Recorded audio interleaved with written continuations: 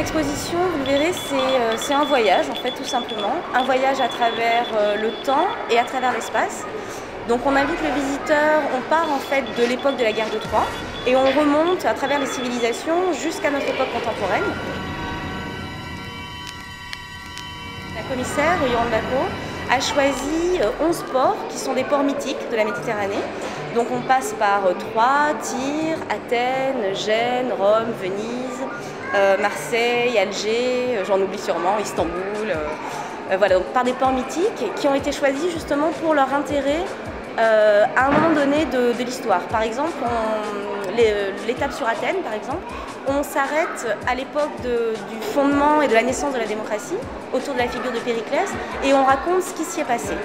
Et l'intérêt de cette exposition, c'était de dire, voilà, une histoire de la Méditerranée, ça pourrait être celle-là, mais ce qui nous intéresse, c'est de mettre ça en rapport avec l'actualité d'aujourd'hui. Les problématiques méditerranéennes aujourd'hui, on les retrouve justement dans ce film qui s'appelle Ulysse, le brûleur de frontières et la mer Blanche du milieu. Donc c'est justement cette problématique de migration, d'errance, où le personnage d'Ulysse, il est incarné par un acteur qui s'appelle Manolo, qui joue le rôle justement d'un immigré qui embarque, qui va dans chacun de ces ports aujourd'hui et qui pose des questions de société. Et donc c'est le musée d'ethnographie d'Arles, le Muséon Arlatan, qui a lancé ce projet de médiation ethnographique afin de mieux connaître le public gitan, pour mieux le représenter dans son musée qu'ils sont en train de rénover.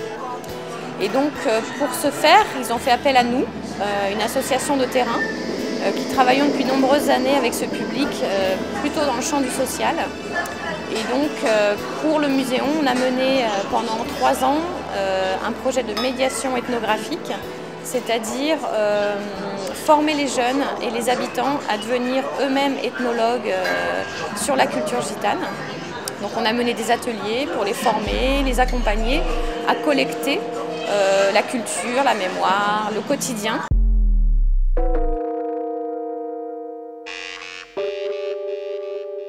L'idée de l'atelier du large, c'est de réunir dans des galeries et dans des lieux d'ateliers des propositions participatives, c'est-à-dire des propositions qui proposent aux visiteurs ou aux habitants, habitants et visiteurs, pour nous c'est un peu la même chose, de participer différemment à la capitale européenne.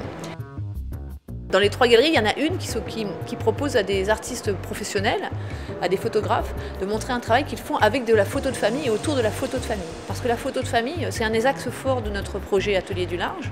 Parce qu'on a pensé que la photo, c'était le meilleur moyen de s'adresser à tous et que tout le monde puisse partager quelque chose. 4 photographes travaillent sur la photo de famille, donc avec vraiment des points de vue très très différents. Derrière moi, on a Sylvie Meunier. Sylvie Meunier, c'est une artiste photographe qui a découvert des images dans des brocantes, dans des vides-greniers, des images de famille, des photos de gens. Et en fait, elle s'est aperçue qu'en fait, on pouvait créer des parentés, créer des familles imaginaires autour de ces photographies, parce qu'en fait, elle a pu retrouver des images de gens qui posaient de la même manière.